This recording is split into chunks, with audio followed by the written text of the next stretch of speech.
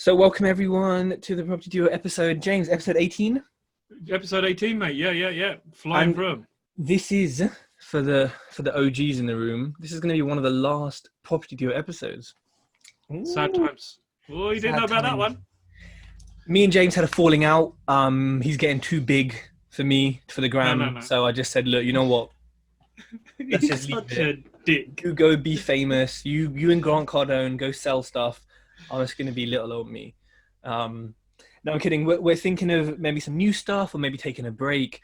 But we gotta, end it on an episode 20 and then come back with something unique, something different, maybe something physical.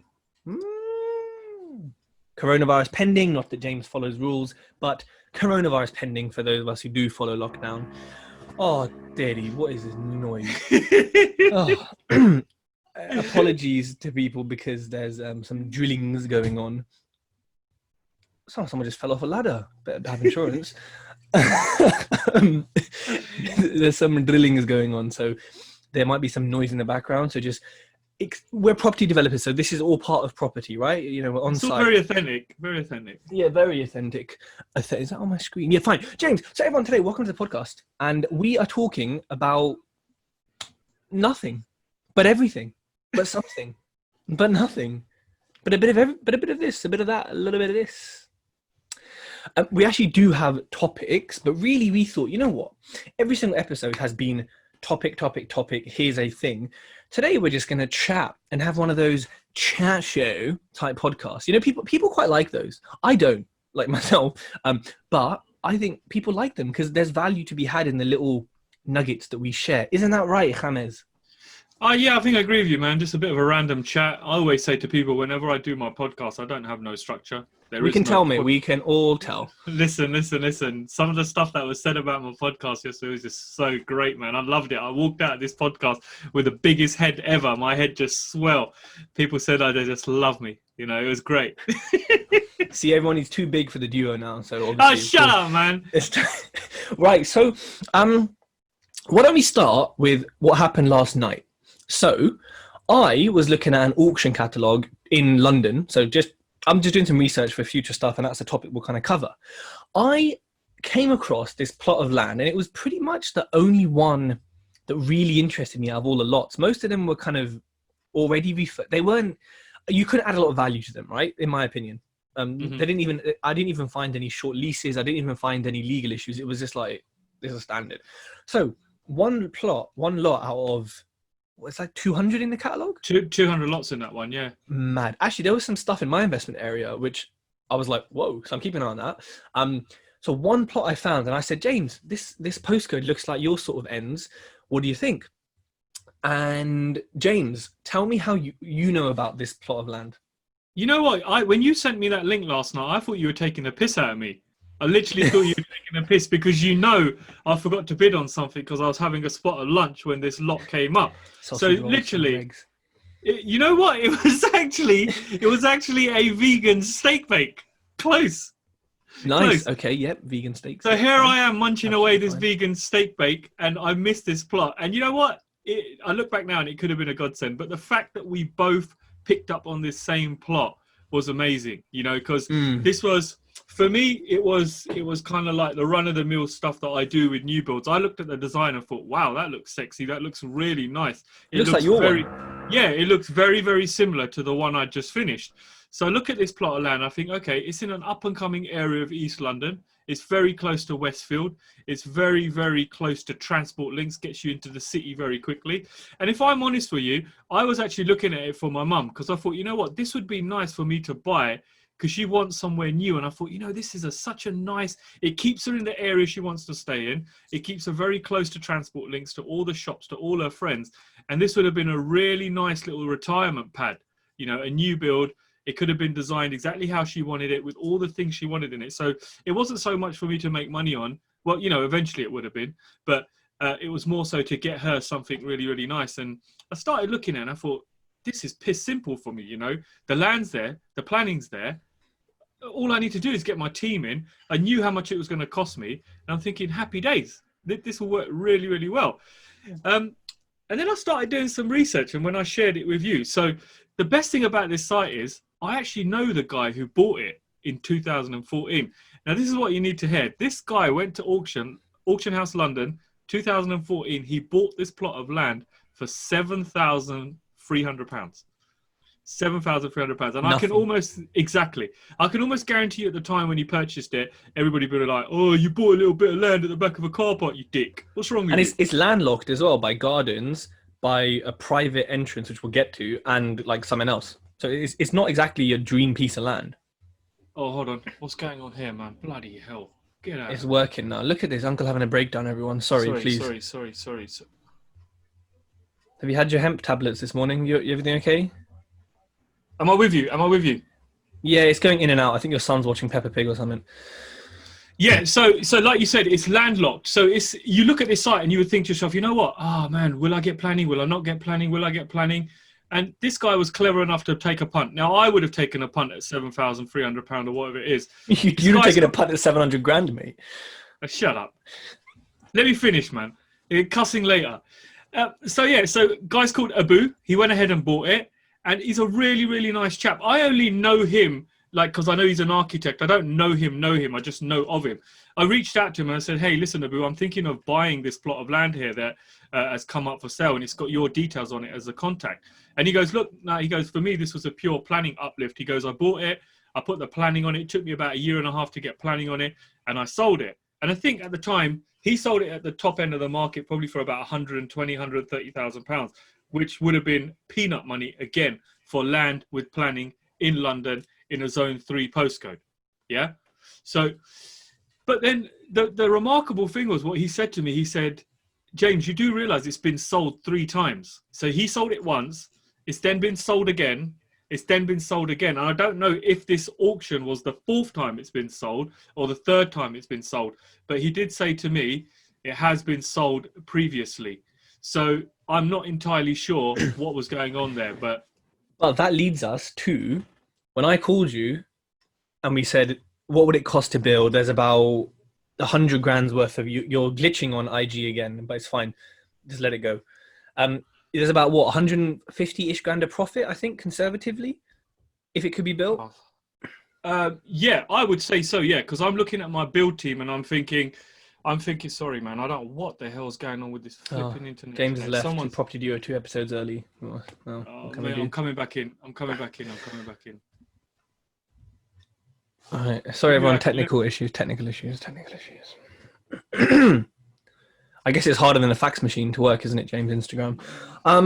So with what is wrong with you, man? I've got all this testosterone from the gym. I can't help it. I can see a Virgin van outside, so I can only imagine he's pissing around with the connection. I might shout out to the window from him and say, "Oi, can you stop?" Geezer. Right, so we discovered there's a good bit of profit. And then you said to me, hold on, it's been sold and bought 3 or 4 times. And we said, look, it could just be that people have made various levels of profit off it every time. Or it could be there's an issue. Now, I went and read the planning online on the portal. Obviously, you can do that for free. Just type in the reference code of the address. Mm-hmm. And a few issues came up. The first thing is this outline planning. So, James, that's different from full planning, right? Mm-hmm. Yeah. So a lot can change. Are you sure you were reading the right document? Because I saw a full planning agreed with seal payment estimated, and I saw a full planning application. I saw outline with reserved matters.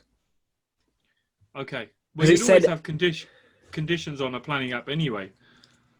Maybe. I'm pretty sure it was outline, which was the first issue I saw.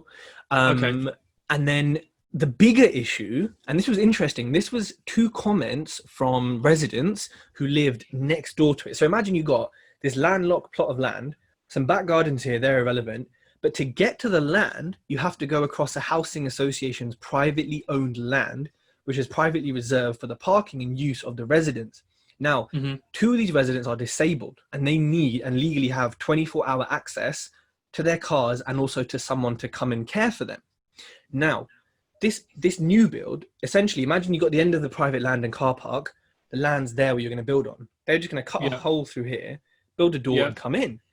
The issue is, you're, according to this resident, and it kind of makes sense, you're trespassing in terms of that is private property, to access yours. There's no right of way, there's no agreement, there's no sort of covenant or anything. So this land is landlocked, but also by land that would prove, one, legally very difficult. If you want to sell this house, the owner's going to say, hold on, I could actually be blocked from getting in my own house because this land is privately owned. And if this person, you know, if they need 24-hour access and they're disabled, you got to think, hold on, how are we going to get builders in? Where they're going to park? Where's all their crap going to get? There's an issue there. Obviously, there's ways around it.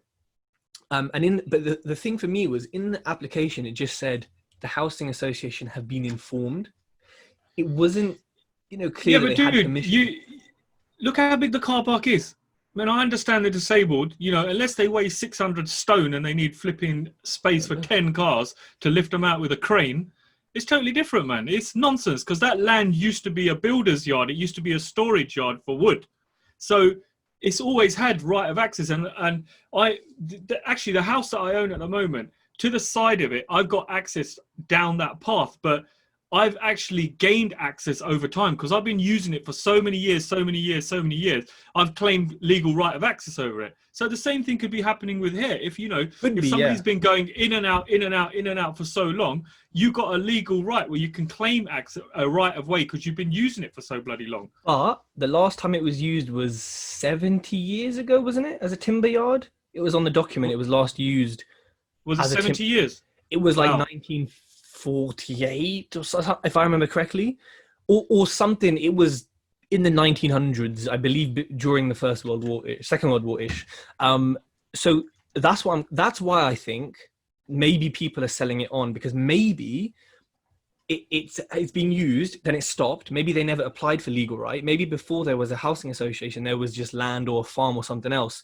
So maybe in a different world back then, it was easier, because otherwise, apart from land contamination, which doesn't necessarily make sense because of what you said, why else has it sold 3 or 4 times? Because the profit's there, right? The margin's there. So for me, that was my analysis of it. As someone who doesn't do development, that's what I saw as a potential issue. The thing is, you would have been put... Okay, so the council owns this land, yeah, or the housing association or whoever. When you put in for planning, they would have picked up on that. Because I've had it here where I've got a tight site that I put planning in for. The first thing they said to me was, okay, there is an issue here with right of way. Can you provide us with a document that says you've got right of way? And I had that document, but they were able to tell this kind of thing. So yeah, I'm not 100% sure about this one, man, what's going on, but there is something definitely going on, because you don't buy a piece of land for that cheap and not build on it. Simple as. Yeah, and especially to sell it on 3 or 4 times. And yeah, they may have made a bit of profit, but people know when stuff's sold. Like, the fact that we know means 100 other people know. So it was quite an interesting little investigation, reading these comments and like looking at it, because in the planning list, there was no comment from highways, and the planning decision mentioned something about access, but it just said, it was very generic. It just sort of said access is noted or something. It was kind of weird, like that they didn't mention specifically they have a right of way. Maybe it's in the title deeds. Maybe it's in the deed for the land. Maybe it says. Regardless of that, that was a sexy looking building, man. It looked like your one. Yeah, what did it sell for? 105 grand, yeah? So what's the figure, James? Tell us what it gone. 105 grand. Even at worst case scenario, I reckon I could get that building at 140 completely finished, considering what I've just been through with a build and their most accurate costs. What has he dropped? Is he testing the alarm now, Podgy? Oh my god! No, I'm just being burgled. I'm just letting it happen because the duo is more important. You need to vet your tradespeople, man. Nah, man. Let them ruin everything, and it's standard. It happens anyway. Yeah. We do it anyway. So 105 say to buy the land. Say 110 by the time you put your legals in, maybe a little bit more, and then say 140 to build it. Dude, being conservative here, I reckon that place is worth 450 grand all day. As a 1-bed house? It's a 2-bed house. Okay, that 1 bed downstairs? No, 2 bedrooms upstairs. It's a 2-bed. Wow. It's not 1 bed, it's 2 bed. That's a good use of land. So what? So you were all in for 250, selling at 400 conservatively? Yeah, I'm saying 450 conservatively, dude. I mean, that is an incredible deal. And again, this is what makes it more worrying, because you're like, hold on, why has it been sold 3 times? Yeah, I know Brexit. Yeah, I know coronavirus. But even if it sells at 350, that's still a good percentage on your cost. And it's still a lot of money for something that for a lot of people is pretty standard. Forget about reselling it. Look at the BRR on it. Oh, yeah, in London as well. And that would rent for £2,000 a calendar month easily. Wow. Of course, yeah, Zone 3 is in that part of London. Yeah. That is, I mean, look, people say you can't do BRR in London. I guess, well, you've done it, haven't you, with your new build? So it can be done.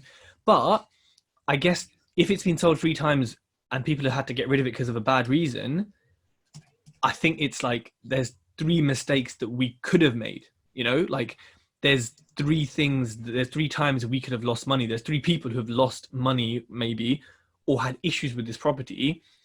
James, in this situation, how could we find out what it is? For people who are thinking, well, what do we do? Because it sounds great. Is it dead in the water, or? Do you know what? As in assessing the deal or seeing where you'd go with it now? Well, saying that it's now sold for the 4th time. Let's say it didn't. Let's say it was on auction in a week, whatever, for the 3rd time. But we just had this discussion. So we're at this position. What could we do now to understand why it hasn't been built and why it's sold so many times? Is there anything? The first thing I would do is get my solicitor, Ben, involved. I'd get him to kind of scan it all through and get him to read every single legal document, because I found previously Ben seems to spot stuff that other people just don't, you know, well, me anyway. And he spots tiny little things that I've seen regular solicitors miss. So my first point of call would be to send the whole pack over to him. He might charge you 250 quid to sit there for a weekend and read it. But if there's anything fishy going on, he's going to find out about it. And he's one of those solicitors. He doesn't like to churn a lot of work through. He's very picky with what he does. He likes to take stuff on that challenges him mentally. You know, for him, it's not about money. And he said this to me previously. He goes, I like to take cases on that are difficult, that I can win, where I'm having a good fight. He almost likes a little bit of beef, you know, like paper beef, court beef. And he loves going to court in front of judges and presenting tricky cases and walking out winning.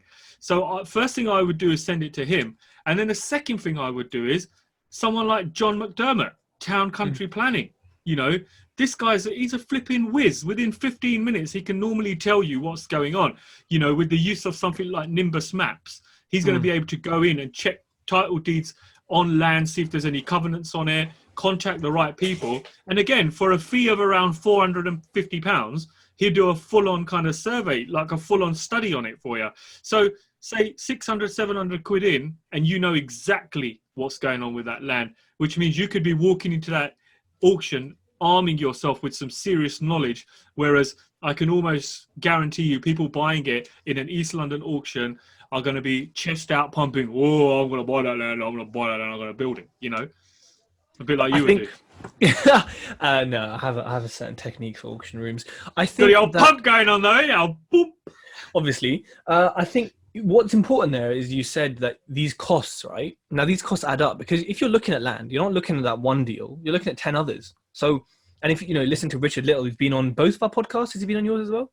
Yeah. He always said he spent like tens of thousands of pounds on deals, and they're like, oh, doesn't work. Oh well. So if you're going to be analyzing and really, really doing your due diligence, if you're not a solicitor or a land planner yourself, it can cost you, you know, 700 quid per bit of land. Also, if it's an auction, you're not going to win it. You haven't got offer accepted. Like you may not, but again, you're wasting 700 pounds for something that may not happen, but you kind of have to do it. So I think you have to. Yeah, but look at the flip side, Tej. If you spent that 700 quid and you walk in there and you know something nobody else knows, and you're bidding, you're going a little bit higher than everybody as well, because you've done your homework. You've literally walked in there thinking, I know something you don't know, you don't know, you don't know. And you could also walk around, you know, I've seen this done before, you know. It's bad to say, I don't want to kind of put people in a kind of thing, in a group, but when I've been to a London-based auction and I've seen the Jewish community bidding, they've actually had someone who will go and stand next to someone who's bidding and saying, you don't want to buy that. And they've got some guy in the corner buying. If you ever go to a London auction and you watch the Jewish community buying properties, it's really cool. Because if they want to buy a property, like I saw a property start at 300, the guy put his hand up and said, 550 straight away. And I'm like, what the hell's wrong with you? And And the auctioneer goes to him, he goes, listen, he goes, I own every house down this road. That's the one house I don't own. I'm buying it for whatever it sells for. So, you know, if you're walking into an auction armed with information and you know stuff other people don't, and you can almost guarantee you're going to get a great deal. But if you're walking in there even 10% unsure, and you know, you could lose 105 grand. I don't think you'll ever lose it because you could chuck it through and sell it to some other idiot. But I think that's a really good point. I've done that at auction before, except it was guided at 35 and I said 45. So not as big of a jump, but I did win it in one bid. So it does, that kind of thing does work. I mean, going up by that much like they did is pretty crazy, just as an aside. But it can work. It can absolutely kick everyone out the equation. I've had people where I'm bidding in auction and they're like standing behind me and they're not serious. I look at them like they're joking. And they're just like making comments like when you're bidding, like, oh, nah, bro, you don't want that property, bro. Nah, man. I'm like, is there an issue? Put your hand up if you want to bid in it. And then he lost and he walked out. You should have said, I don't remember having a brother. Have we got the same mum? Nah, he was not as caramel sauce as me. So yeah, people are weird in auctions. But anyway, that's a different topic. But yeah, land, you need some capital, you know. Don't sort of go into it thinking, you know, there's not going to be sunken costs, because there are going to be sunken costs. Yeah, however, imagine if this deal, you spent 700 quid and you'd already spent 10 grand on some other crappy deals. You're making 150, 200 grand profit. I mean, you're going to be sitting there laughing. I spent what on what? Forget that. So it's like numbers game, right? X many viewings, X many deals, X amount of money wasted, carefully wasted, learnt, is X amount of money made on that 1 out of 5 or whatever that comes through, right? Come on, Tej. Richard says it all the time, man. He goes, you know, you're going to always be skint when you're in new builds. You're always going to be skint until it's sold or the market's risen and you've made money. And it was the same with me. When I was doing my new build, it was just like, you know, money was sinking. It was just coming out, like the kind of costs involved. But you said, you know, right, when you get to the end and everything, all the paths are aligned and you get a great valuation or you break the ceiling price, then it's all worth it. But the journey along the way, yeah, man, you're sinking some serious costs. Yeah, you are. So be prepared for that. But, you know, there's some interesting things you can do. Like if you're going for planning uplift or planning gain, I forgot what it's technically called, that you can like crowdfund the planning cost, or there's like another way of doing it where you can raise the planning cost and you give people 50%. But if you don't get planning, they lose their money. There's some weird ways that people raise money for it. And some people are game because they're like, well, it's a risk, but I could make 50% in 3 months or whatever. So there are ways, and I believe you can crowdfund some elements depending on the platform. I'm not 100% sure, but it can be done. So there are ways to fund it. But of course, be responsible with borrowing. My cousin's doing something similar like that with a farmer who's got some farmland, and they're going in for planning. So what they've done is literally the farmer's in on board with giving them the land at a certain price if they get planning. They've got an architect's firm who's come in as well at the same time, who's taking a share if the planning goes through. They got town country planners, consultants. So it's costing them very little fees initially, but everybody's going to get a chunk of the cake if things go through. But if things don't go through, everybody realizes they've spent a lot of time on this for nothing.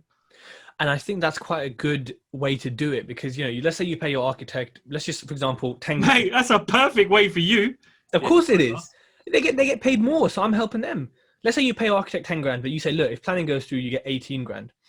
Yes, they could lose money if it doesn't go through, but they're not going to do that kind of strategy with you unless they're confident and believe and have done their research that's going to go through. Like people won't do it with you randomly, but they'll do it if they see, if you were a town planner and you saw a plot of land and you said, you know what, oh, this is 100% going through. And then James said, you know what, I'll give you double on completion, but I'll give you nothing up front. You're going to say, yeah, absolutely. Because you know it's going through. So it can work really well. And Ordinary Landlord says, can it not be bought on any options agreement? Yeah, it can. You can do options. I think a lot of people buy land on options and then either pull out if it doesn't work or just stay in it or JV with the landowner. Sometimes there's overages on land. They're entitled to a certain percentage of the uplift. I think it's a smart thing to do. If you own some land, chuck an overage on it, it can work well if it doesn't put people off. So James, how are you feeling about the world and coronavirus and just life, mate? How are you feeling? How are you feeling? Talk to me.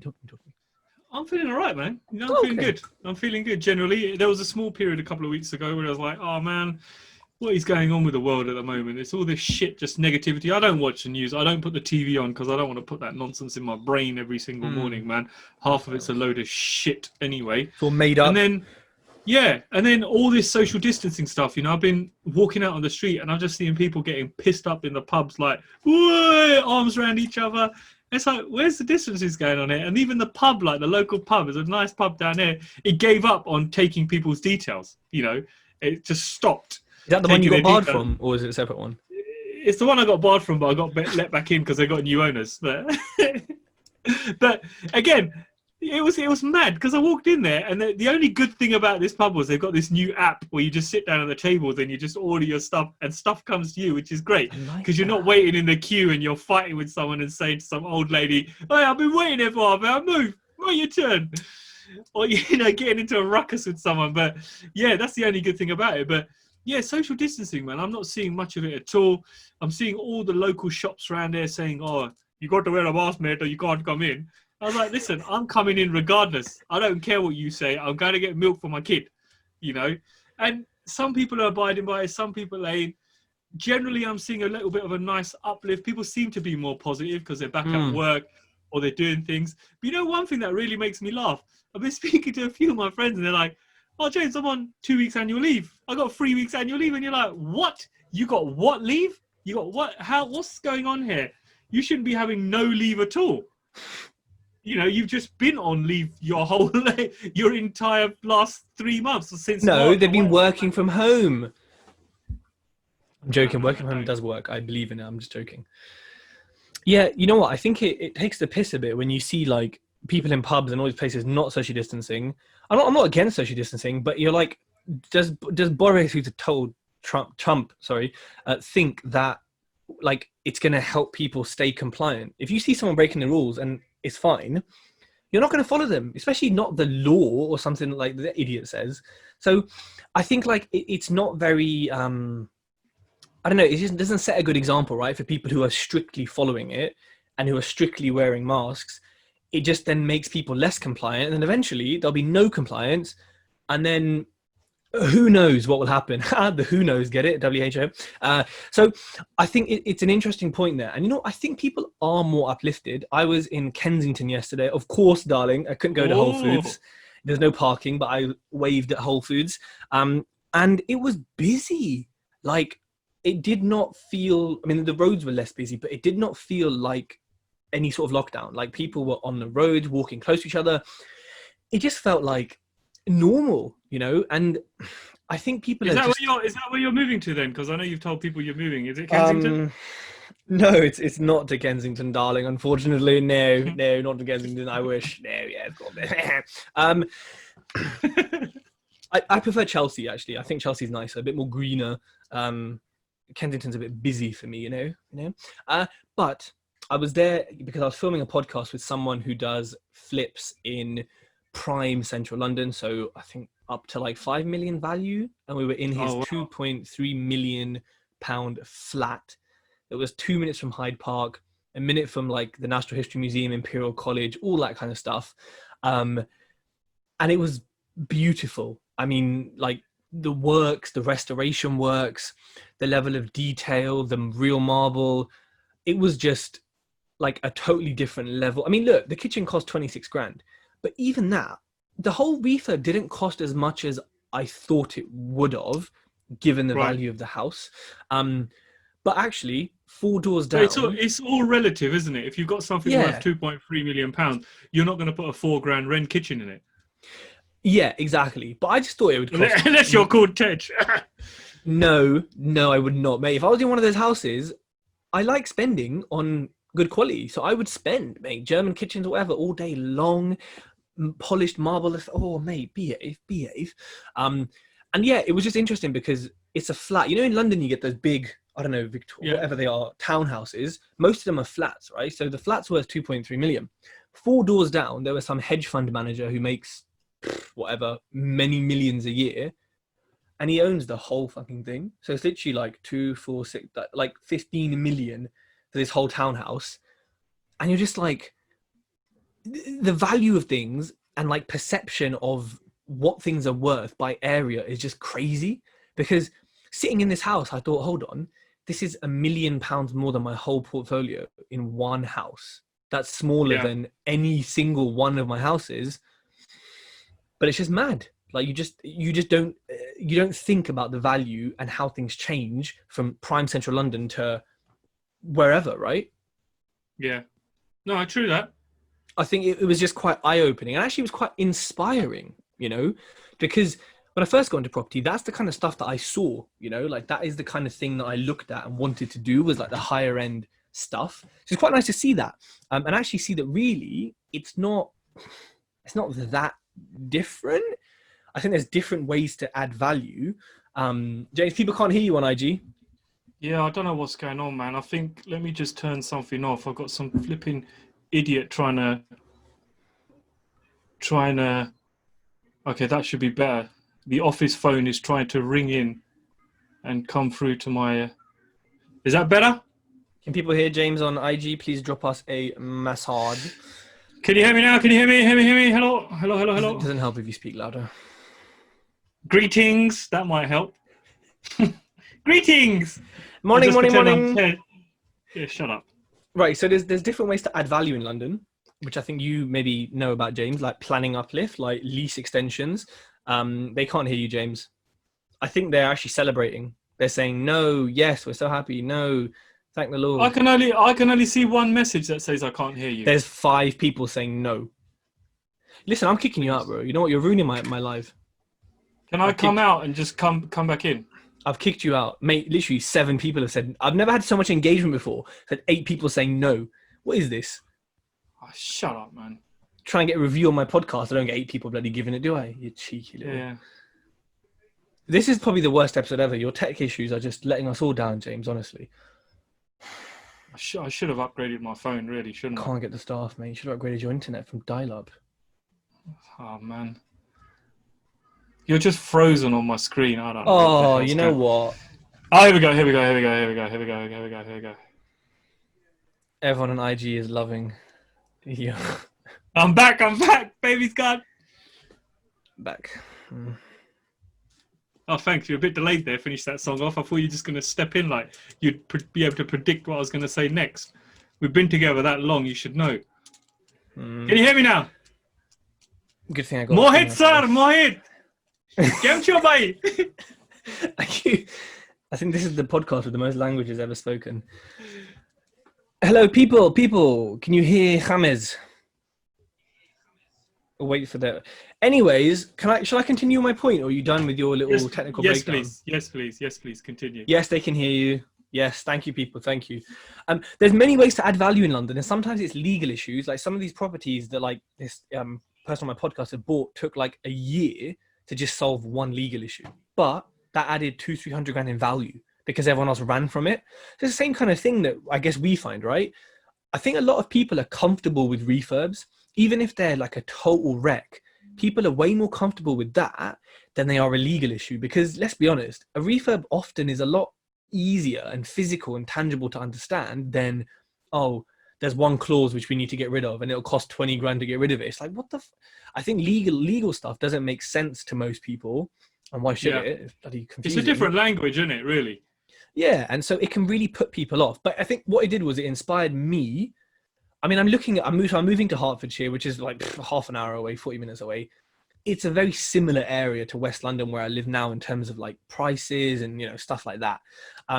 So I'm looking at doing, once the market, you know, gives me some signs, once God gives me the sign. What kind of sign are you looking for? I can give you a sign. Oh, I'm sure you can. Woo! Yep, I knew it'd be that. It was either 2 fingers or one. I wondered which you'd go for today, but that's good. When I get a sign, I'm looking at doing some flips, but also like just interesting stuff, right? Like commercial to resi, maybe commercial at the bottom, shops and tops, as they're called. Rewind. Inside. And then I also our networking event in Hackney with us emceeing is going to be lit. There's going to be no serious property talk. This is going to be MC all night. So especially with Craig joining us. Right. So, I'm looking at doing some interesting stuff. So anyone who's watching this, if you've done stuff with permitted development, you've done stuff with planning uplift, commercial to resi, message me. Let's have a chat. I'll give you branding help in equal amounts. You give me knowledge about that. I'm just now, and I love doing this actually. I love the scientist in me. I love researching. I love reading. Like that auction catalog, looking at 200 lots at 9 p.m. The fuck? It was, I loved it though. So I'm looking at doing stuff like that. And I'm looking at James and doing maybe some new build with you, depending on the market. And so, yeah, I'm kind of, whilst I'm keeping the buy-to-lets at the moment. There's going to be 12 or 11. I might sell one of them. That's enough to, well, to be honest, it's more than enough for me to live my best. Could I do Body Shop moisturizer myself? Yeah, that's enough to you know what Tej, you've always said let them forget. Now you've let them, now you're forgetting and you're moving on to something that you really want to do, you know, or a different strategy. I've always heard you say that once they're let, you forget and you move on to something else. So, you know, they're working nicely. You're just not going to be investing more in there, or are you still going to be buying stuff there? I might just buy, like, instead of 3 a month, maybe I'll just do 1 a month there, and then just keep building up the passive cash flow slowly whilst I focus on generating chunks, because the passive stuff's nice, but with chunks, I think it's quite nice because you can then take a percentage of it and say, right, that's going in some stocks and shares for the long term. That's going into gold. Okay, the rest of it reinvest and keep going and keep going. Like I do like chunks. I don't like flipping. I don't like waiting for stuff, but I don't know. I think there's some creative stuff I can do with my kind of legal mind and my analytical mind instead of refurbs. So, you know, I know you take the piss out of me because I'm older than you, but also I think chunks will help you in the sense that the older you get, you really want to be getting your loan to value down on everything. You know, you don't want to be getting to 50 and sitting on 75% loan to value. No way. I feel every year you should be getting it down. And some people say it should almost kind of reflect your age. Whatever age you are, that should be kind of your loan to value. And the older you get, the less it starts to get. But, you know, you don't want to get to 50 and you've still got some deals that are sitting at 85%. No way, man. You want to be getting them right the way down.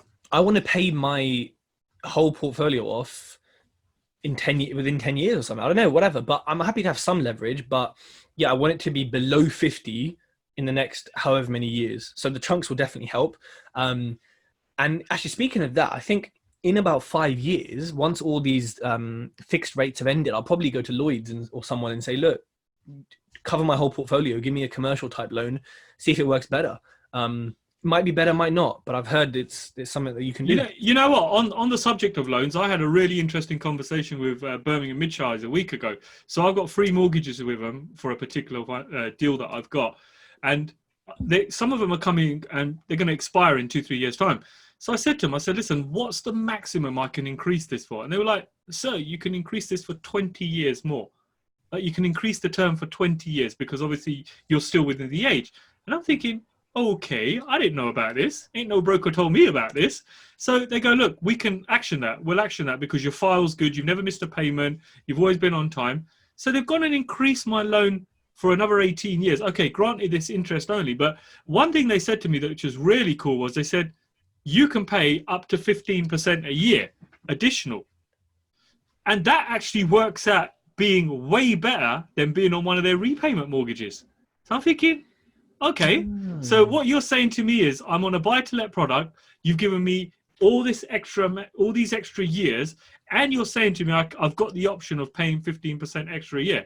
I was like, yeah. He goes, do you want to fix on a repayment plan with us? I was like, why the hell would I want to do that when I've got this plan here and it's still flexible? So if there's a time when Corona kicks in again, I can drop back down to just paying what the minimum is. Or when things are good, I get to the end of the year, I think, you know what? I'll chuck 50 grand on that. I'll chuck 60 grand on that. And chucking 60 grand on a loan, you'll be surprised how much it brings the whole term down by, you know. Even chucking 10, 20 grand additional at a mortgage, you'll be so surprised at how much the mortgage starts to come down by in terms of years. Yeah. So that was pretty cool. It is. And I think, you know what, you have to, like I've asked my broker, big up Shaz, I said to him, look, I've got quite a few loans with Foundation. I will happily give them all for now if they can give me some sort of, you know, will they do like what Lloyd's do? Like, you know, will they give me a total cover for all of them on one sort of loan at a desirable rate. She's going to find out. I mean, they're going to say, no, who the fuck is this Tej guy? But it's worth asking, you know, for their benefit. Look, I'll give you 5 more properties. You know, will you essentially put a loan across all of them, right? So it's just something to do, something to ask people, ask your broker, ask your mortgage company. James. Yes, sir. I've got some questions here. So what was it gone? MK Mix 23 says, why wouldn't you let the capital growth repay most of the mortgage as opposed to paying it down manually yourself? What do you think? Yeah, I suppose there is that option as well. You know, in London, it does. The capital growth does go up. But what I tend to do is every time I see a nice spurt in capital growth, I will refinance, pull that money out and chuck it into 2-3 extra deals. So that's the only reason why I wouldn't do that, because I'd want to use that money to go into additional deals.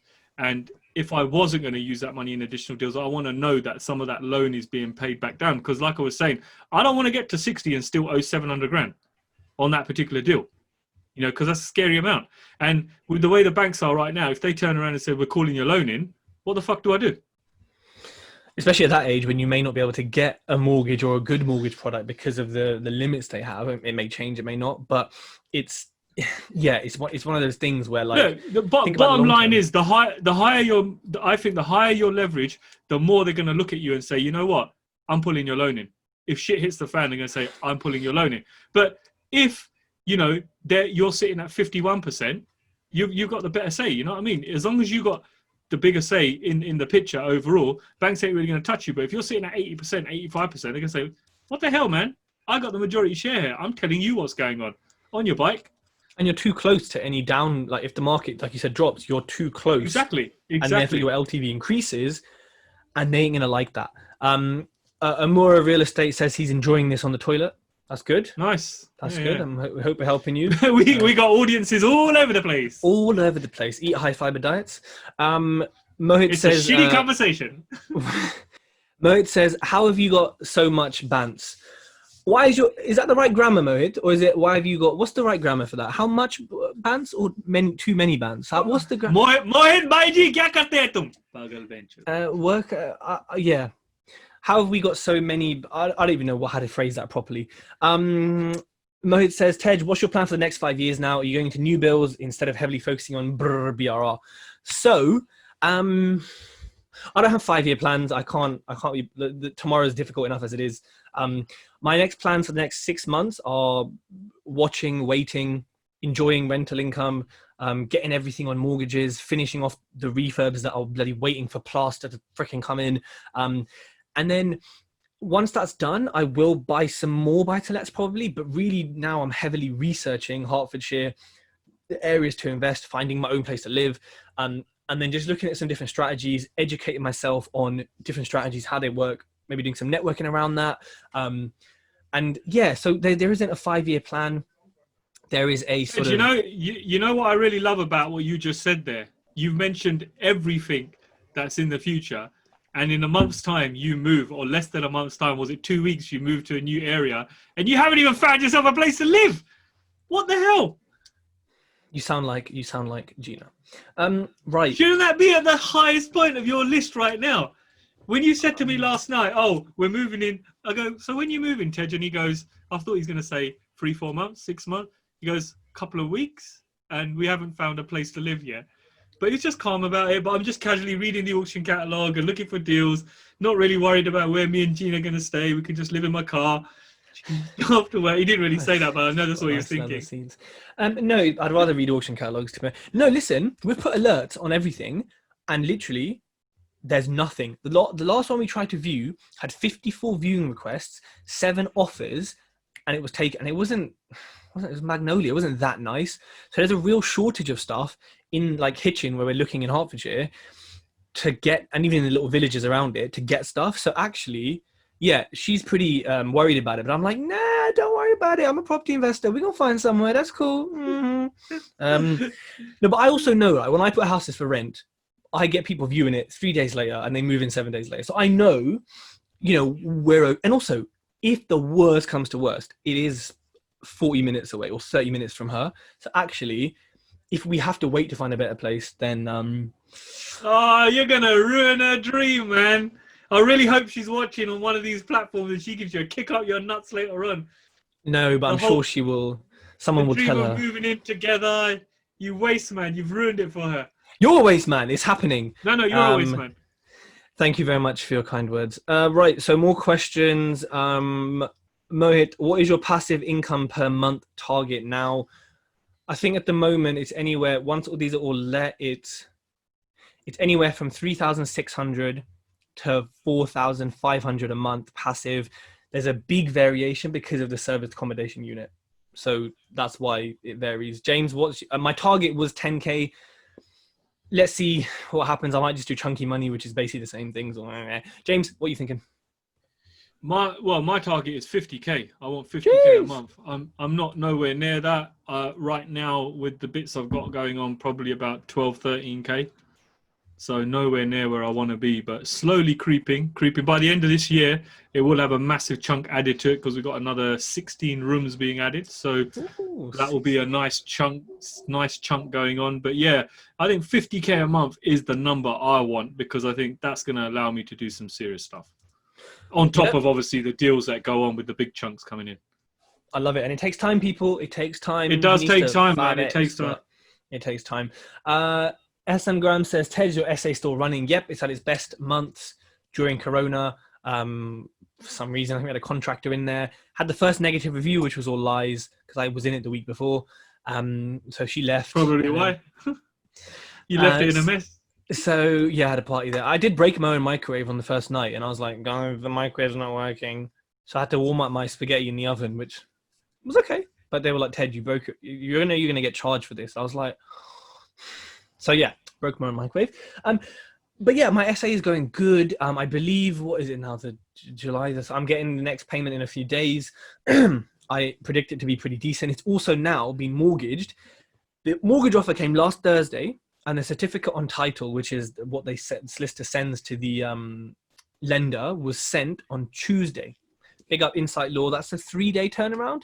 I mean, let's be honest. Sorry, y'all, but remortgage solicitors, y'all don't really do much. Like, I sign the documents, you put your insurance on it, you do, and then you send it off. So I was like, mate, why aren't all my remortgages done in 3 days? Cheeky.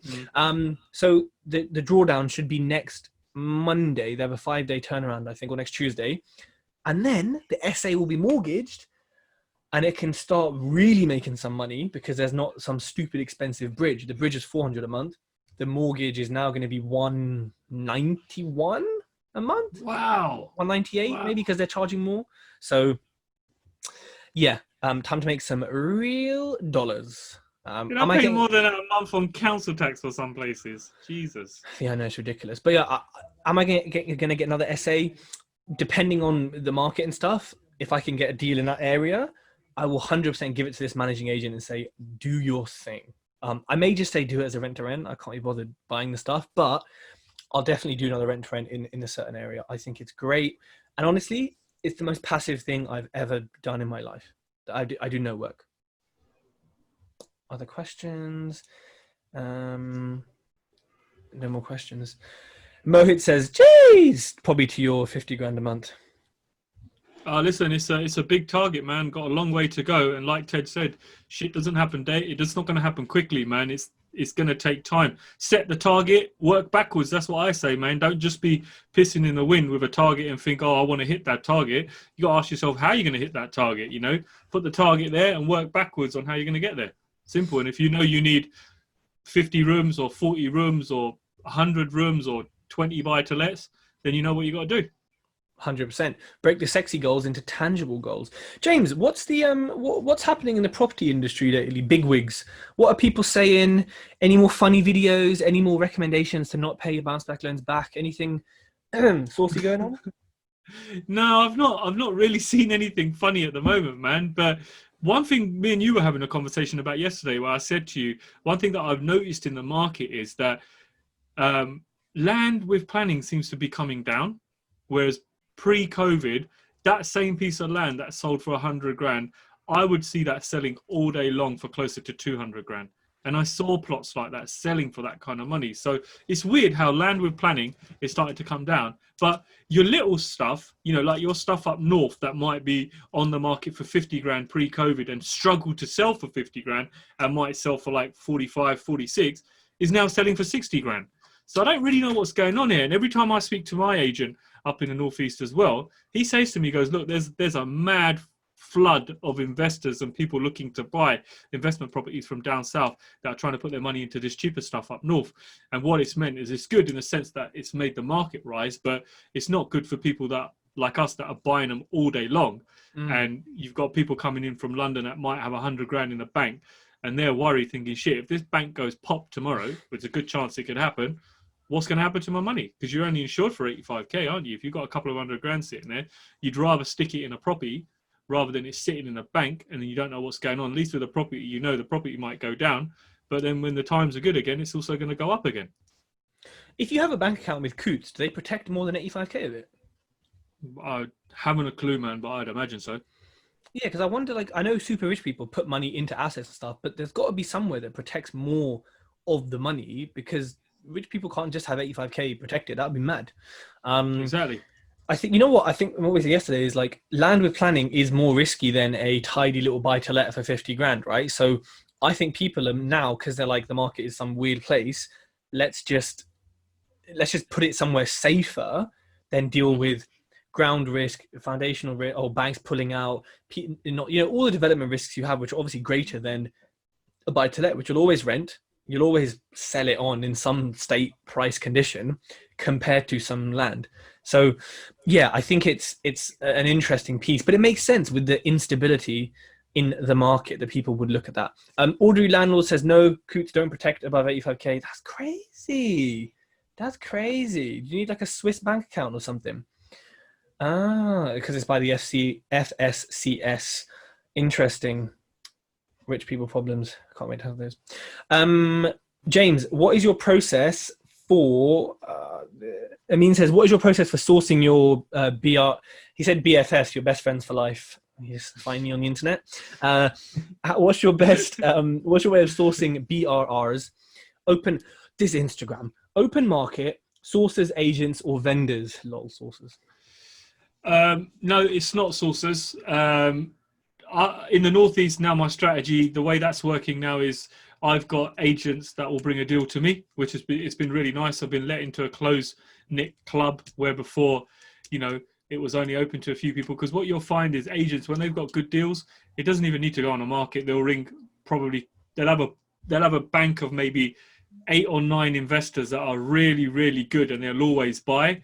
And generally 1 or 2 phone calls and those deals are sold. So being in with an agent like that is great because you're going to get the cream of the crop. I mean, the 4 that I bought 2 weeks ago, they didn't even make it to the market. You know, the first person to see them bought them, but his bridge fell through, so he couldn't complete.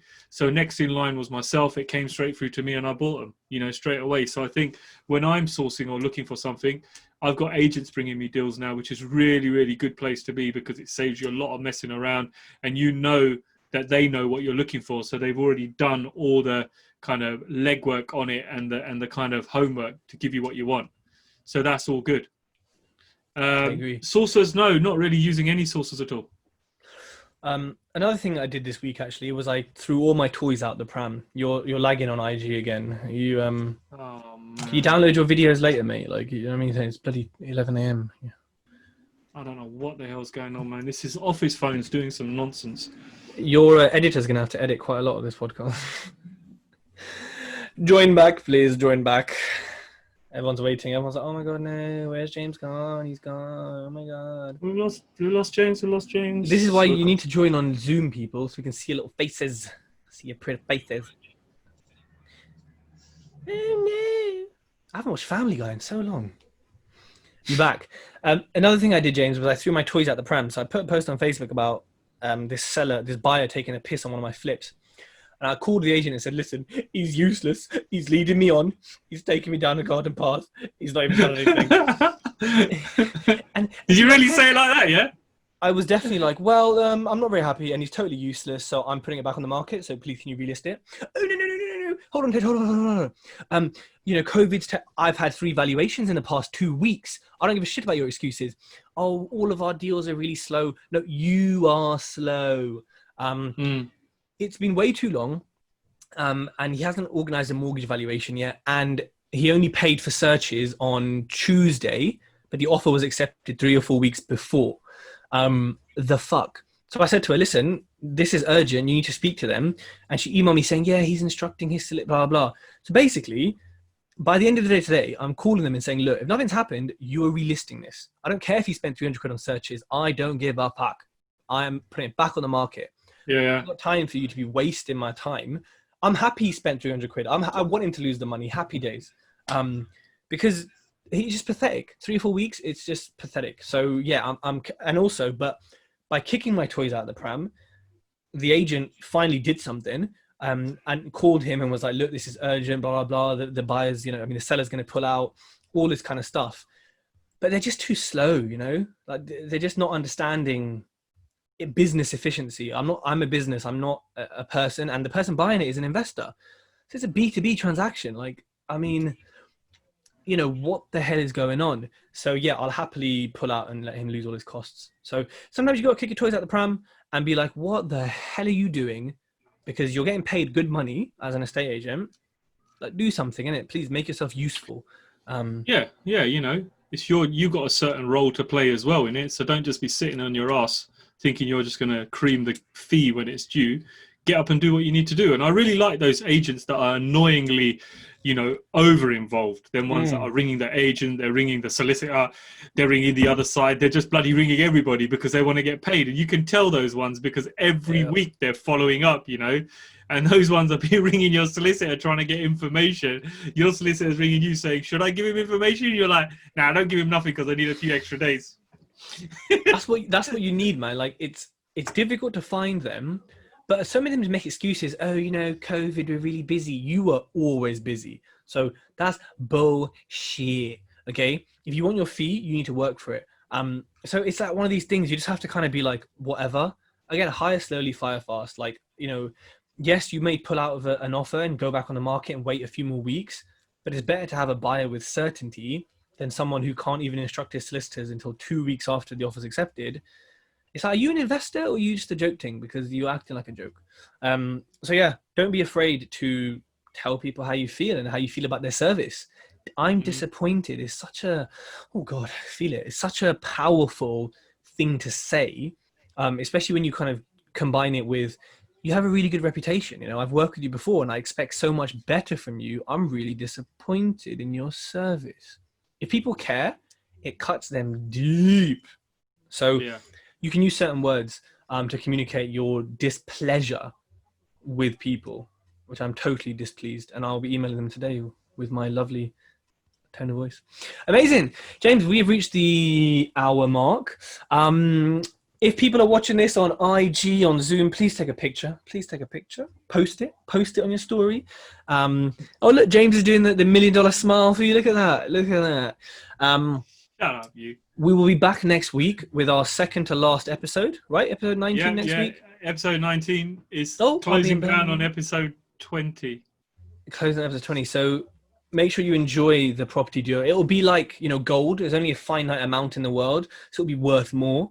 That's what's going to happen with the property deal. It'll be worth more in value knowledge. And you'll get to see us in real life as well when the new lot starts. Hopefully you will. Also, people, look out for PP and Knightsbridge, my networking event. We are going to bring something back physically as soon as we can. Maybe a little daytime event, maybe in a certain posh location with a roof terrace. Oh, just saying. Keep an eye out for that. Right, James, 5-day HMO experience.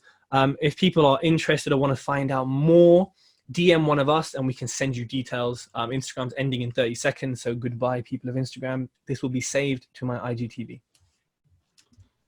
Bye, Insta. Everyone on Zoom, thank you very much for joining us. We will bid you farewell. Bye-bye.